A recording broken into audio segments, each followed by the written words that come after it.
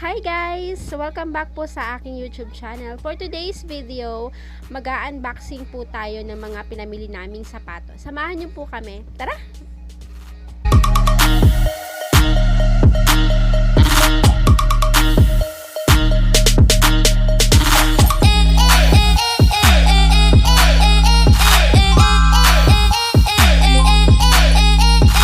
Hi guys! So let's start! Itong sapatos na to, binili namin dito sa Naga City. Sikat tong store na to ngayon kasi nagbebenta siya ng mga sapatos na worth 3 pieces for 99 pesos only. Ilagay ko lang dito yung store, dito or dito, yung store na binilhan namin ng sapatos. So, since mga lalaki yung anak ko, and wala akong maisip na ibang panregalo kasi masisikip na yung mga shoes nila. Ito yung magandang regalo kasi nakita ko yung mga picture, magaganda naman siya. Tapos sabi ko, mura naman din siya kasi yung ibang price nga sa hindi naman din sa loob ng mall is nasa 500 na yung mga sale na sapatos. Tapos yung nasa labas din naman 350, 450, 400, 300 o 299 pesos naman din yung presyo. So, tinry na namin paglabas, no? 13 months salary pala. Then, unahin natin tong sapatos na to. Itong sapatos ng asawa ko, Jordan yung label niya.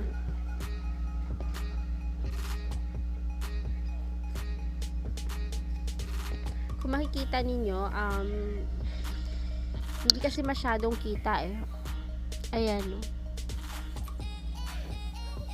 Yung pagkakagawa sa kanya, hindi ganun kalinis. Unlike sa mga original talaga, ha. Mapapansin mo yung dikit. Oo, kung kita ba. May glue dyan. Basta may glue dyan. Hindi siya ganun kalinis. Pero, para sa akin, ha, okay na rin siya. Next, tingnan naman natin yung sapatos ng panganay ko. Itong sapatos naman ng panganay ko ay Jordan din yung box.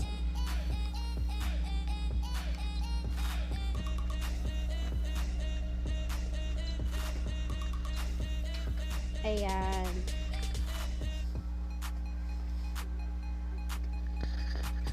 Maganda rin siya.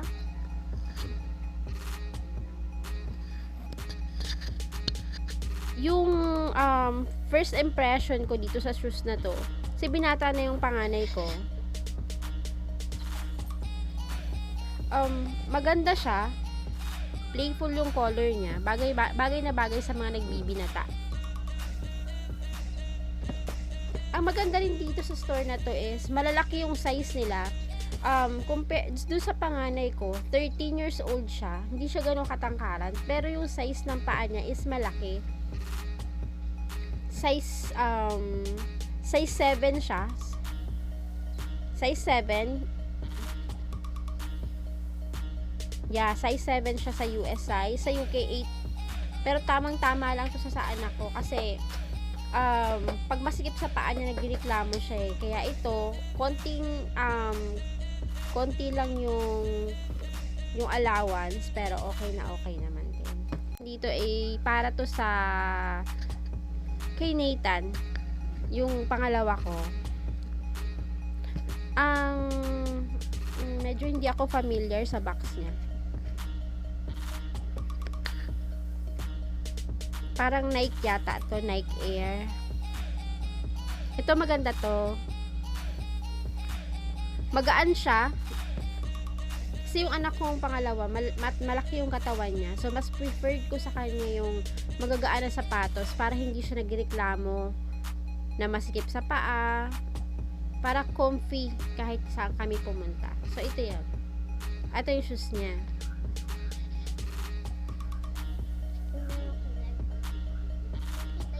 Maganda siya. Para sa akin, ha. Maganda siya. Ito, worth it to para sa akin. Naman yung sa bunso ko. Yung box niya ay Adidas.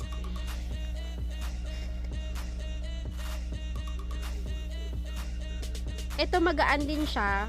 Actually, mas magaan ito kumpara dun sa shoes ni Nathan. Ito, medyo mabigat pa siya eh. Pero ito talaga magaan to. Malinis yung pagkakagawa sa kanya.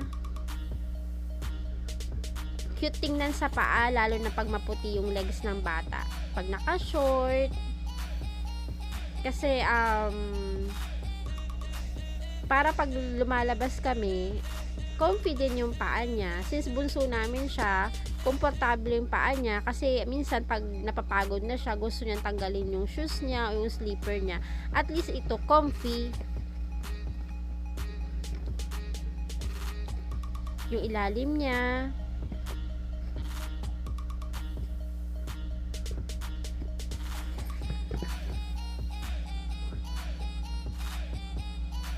Actually guys, ang binili kong sapatos ay 5. So, yung isa ditong sapatos, iniregalo ko na. Hindi ko na nakuha ng video. Hindi na rin ako nakapag-video doon sa bilihan ng store kasi maraming tao. Kaya nag-unboxing na lang tayo. So, rating ko for sa store,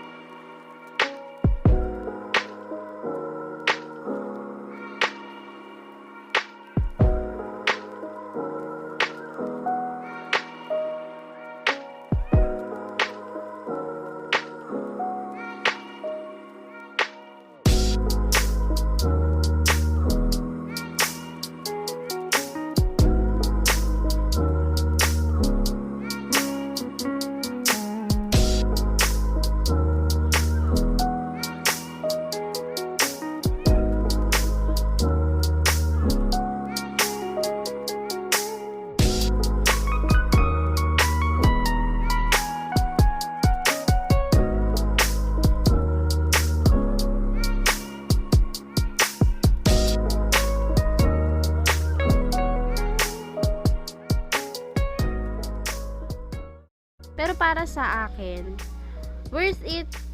Hindi lugi yung pera. Maganda yung quality as yung mga designs magaganda.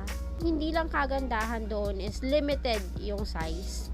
Limited din yung designs. Pero all in all, okay yung store, okay yung mga shoes nila. Guys, if nagustuhan nyo po yung reviews natin ngayong araw na to, please comment down below.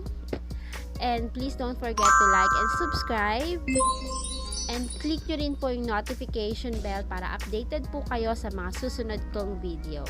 Thank you so much for watching guys. Bye! Bye-bye!